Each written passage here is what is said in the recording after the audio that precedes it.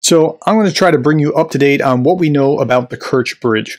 Kerch Bridge was struck for a second time. It was struck 9 months ago, and it was struck overnight. So the first thing that we heard was traffic stopped on the Crimean bridge due to an emergency. They called it an emergency. They called it an accident. And that is what Constantine said that he was seeing in all his feeds last night. Constantine on Inside Russia was the second person that I saw talking about this outside of Twitter. The first was the Enforcer. Good on you, Enforcer. You get props. Okay, let's talk about this. So they started with the narrative this morning of talking about how it was the US and UK that were aiding these terrorists. And he talked about terrorism left and right. I showed this video just a few hours ago, which talked about what RT was saying particularly. I want you to hear. And every time they said terrorism, I had a ding in the background just to amplify how much they were saying it's terrorism, it's terrorism, it's terrorism, because that's the narrative.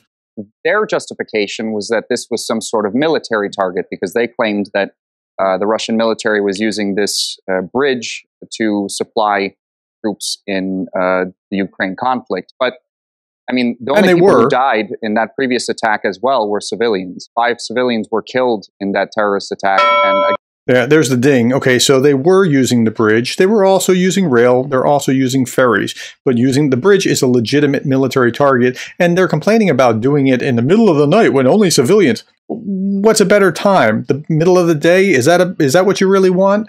Okay, here's Operator Starsky talking about it very briefly. Motorized transport cannot cross the bridge. The Russia's regime calls occupiers to use the land to get to and from Russia.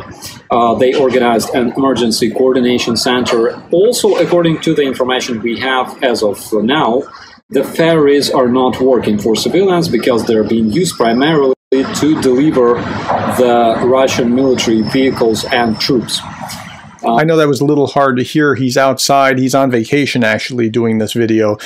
So props to you, Starsky. He was saying, look, they're trying to figure out how to get it. You can't use the road. They can still use rail. They can use ferries, which they have been using ferries, and civilians haven't been able to use ferries because the military has co-opted that. Here's a little video footage from Medusa, just so you can see what it looked like afterwards. Here is, I'm going to mute that. Here is, cars wrecked on the bridge. There was a couple people that were killed in the process, which is always sad, but why are you going into Crimea? Or what, like, they were talking about, like, well, these are just people going to vacation in Crimea. No, there's right next to a war zone. You should know better. Here's the bridge again, and we see this bridge video quite a bit in most of the videos. And just, I mean, the enormity of this is pretty staggering. Okay, I'm going to move along and look at what Psychomimus says, because he's going to add some insight, and then I'll show you one more video after this, just to give you enough insight so that you can understand what's going on. Now, this wasn't carried out by a Storm Shadow or another missile, but rather unmanned drone boats. Right, unmanned drone boats. And nobody is saying that this was from a missile. You're not seeing that from Ukraine. You're not seeing that from Russia. You're not seeing that from anywhere. I'm not sure if the same type we've seen used against Sevastopol or a different type. I personally think it would be a different type, one modified to carry a bigger payload and possibly be designed to be remote detonated when under the bridge, as the drones used against Sevastopol were sort of detonated by pressure points on the front. Now, Russia typically uses the railway section for moving heavy equipment, but this is certainly going to hinder the supply with utility vehicles for a while.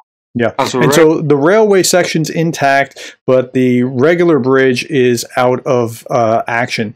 Now, there's something else really interesting here that he talked about. And he's talking about the map. Let me move to that. Underneath it. Here's the distance measured roughly from Odessa to the bridge, so it's at least over a 600-kilometre journey. I assume it bypassed Crimea's land by quite a distance to avoid detection and snuck under the bridge on a route roughly like this. But the assumption is that it came from Odessa. Now, I don't have any evidence that it hasn't, but it I'm not sure that it has. And here's why I say that. Because here is military summary. The military summary channel is a pretty Russian-leaning channel in what they have to say. And they're going to have a different perspective here. And that's why I want you to watch this. Because you try to triangulate on the facts from multiple perspectives, and then you get a sense of what's going on. I'm not saying that they're right. I'm not saying that Suchomimus is right or wrong. I'm just trying to understand what we can understand. So here we are with this. Was damaged and was destroyed, and basically the possibilities to use the road, just a regular road, was like closed. Nobody, neither from the Crimea side or from the territory of Russian Federation, are able to use the bridge currently. The only thing that people can use is the railroad ways and the trains for for some communications between Crimea and the mainland. So let's start. So what he just said, the train still works and everybody's in agreement. The road is out. Okay, that one part of it has made the road inoperable. There are a lot of things we will discuss today, and I will give you a very interesting piece of information regarding this situation, because okay, we're going to skip over this to the next part. The passage is closed, as we discussed, and somewhere during the day, a lot of reliable sources reported about the explosion on the bridge, and after that, we started receiving some video and photo confirmations of the results of that attack. As you can see, the bridge was damaged, and one part of the bridge was, and basically the most important thing that you can see on this video, that there was no damage on the top of the bridge, like on the surface of the bridge, and mainly according to this video we see that mainly the bottom part that's located below under the bridge was damaged. So basically most of the sources report that the attack was made using the Navy drone, the same Navy drone. Everybody agrees on it, whether you're on the left side, the right side, upside down side, Ukraine or Russia, we all agree that it was some kind of naval drone. Now, how did a naval drone get in there? Didn't they have defenses against naval drones? Drones that Ukrainians were using yesterday while making another attempt to attack Sevastopol. If you remember, yesterday the Ministry of Defense reported that during the day the Ukrainians made attack using 5 drones and 2 Navy drones. All of them were destroyed, and furthermore the Russians published the video how they destroyed the Navy drones. They were very proud of that. Later we got more videos from this area, of course, and the most, I believe, interesting video, this one.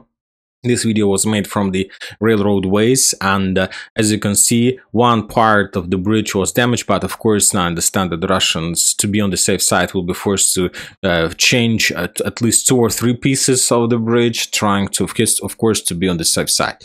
So what did happen? Now we're coming to the most important part. According to the Russian sources and according to the video of results, we see that mainly the bottom part of the bridge was destroyed, the part that was under the surface, and like 95% of reliable sources are saying that that attack was made by the Navy drone.